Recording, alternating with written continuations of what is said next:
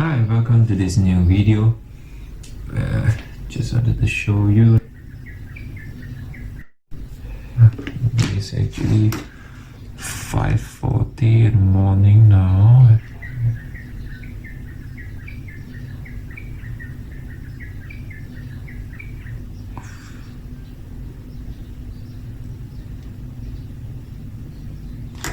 Today is my shift in pediatric posting, so usually I wake up at around 8 lah. Today, just wake up a bit earlier so that I can try to record this video, which I planned for quite a long time.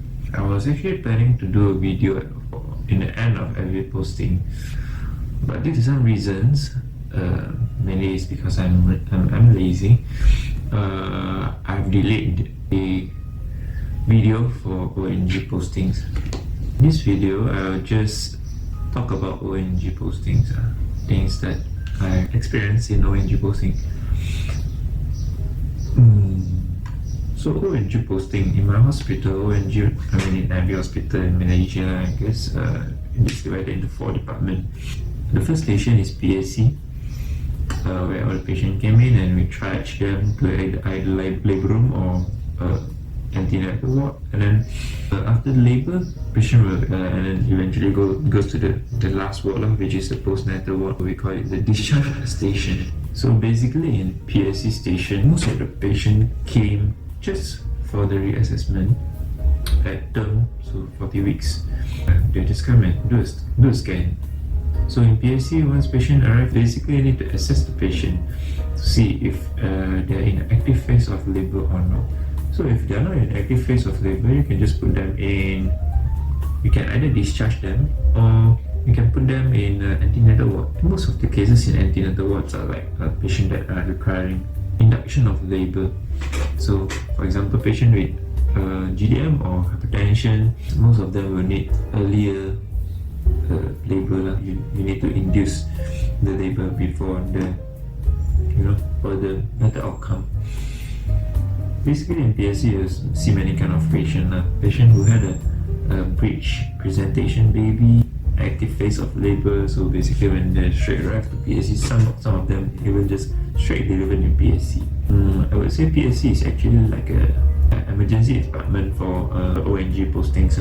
I think the only fun thing that I like to do in PSC station is to do an ultrasound scan myself before MO did a scan. So yeah, I've tried a few times, but I think it needs time and practice. Moving on to the next station, which is antenatal ward. This is, I can say, is the busiest station in ONG posting. Mainly is because of pregnant women are just, they'll go here from time to time. Doctor, sakit. If you're in labor, and it's normal to have pain. So when you ask about the pain score, it's not that high. So might not require medications. So basically, you don't even have the time to sit down in ONG and write. In my hospital, no staff nurse will help you to do CTG. So CTG is basically a houseman job. So once we insert the prostate, induction of labor, pharmacologically insert the prostate, which dilates soften the cervix and increase the contraction. So after the prostate insertion, you need to do a CTG 1 hour and post 5 hours post prostate insertion. If you're unlucky that day, so there will be like a lot of patients that requires a CTG 1 hour and CTG 5 hours. I'm trying to imagine if there's 10 patients that need a CTG 1 hour and CTG 5 hours. No one will be helping you. And imagine if you're alone in the ward. It is quite fucked up. But I've never tried alone in the ward. Some of my friends have tried. Pity them. Yeah, I've tried once. I've encountered once a patient just is actually a grand multi-para patient. So she asked for us to. So the patient actually asked for me to examine her. I mean, how was the cervix dilatation? What was the size now? So I just go and VE. For me, I think it was still 4 to 5 cm, but at that point of time, labor room was full. So I just informed staff nurse and said, okay, ni patient dah 4 cm lah, dah call labor room ke tidak? And then of course they have already called lah. Just that labor room is still full, because in my hospital for now we only got 4 bed in our labor room. Yeah, mainly due to the COVID lah. Previously of course they got more beds lah.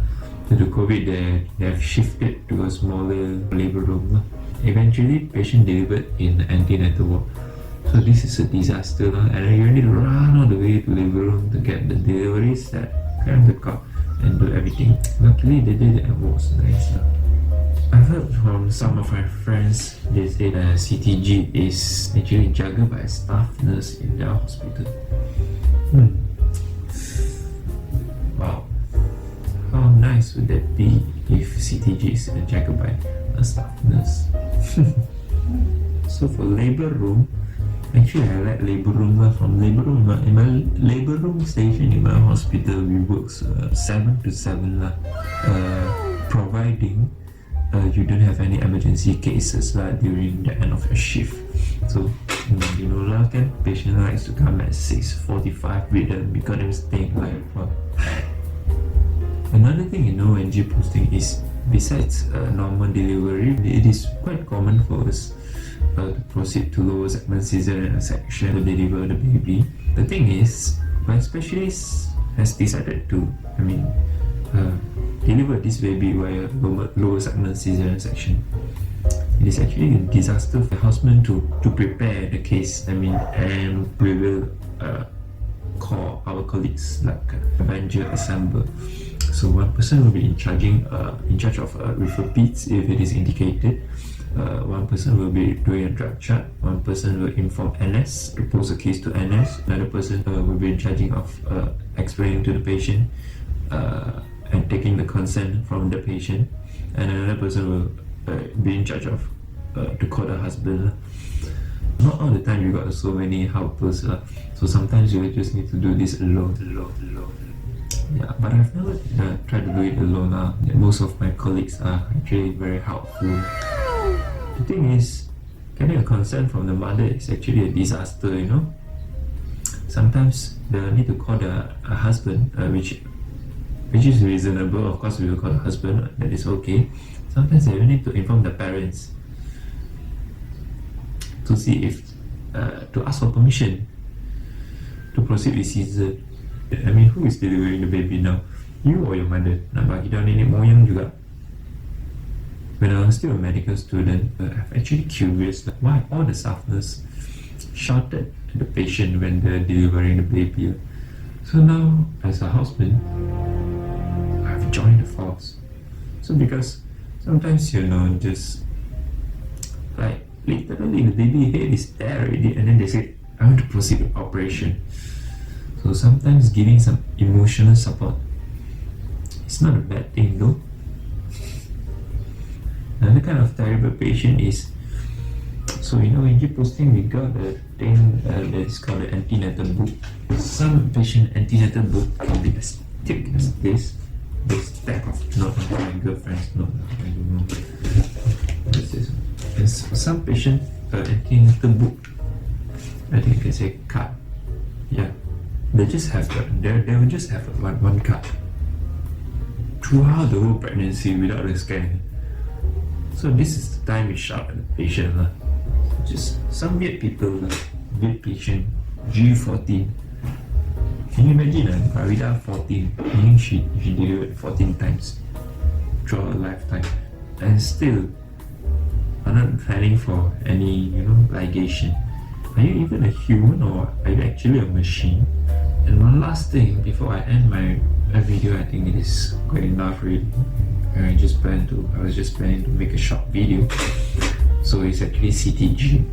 So specialist actually depends on the CTG to decide if the patient needs a Caesar or not. So when you show CTG to certain specialists, they will say, oh okay, this CTG masih boleh allow SPD lah. And for some specialists, even a little early deceleration, okay, Caesar. Mama ni kena Caesar ni. Like that. So which makes me wonder. So is there actually a proper guideline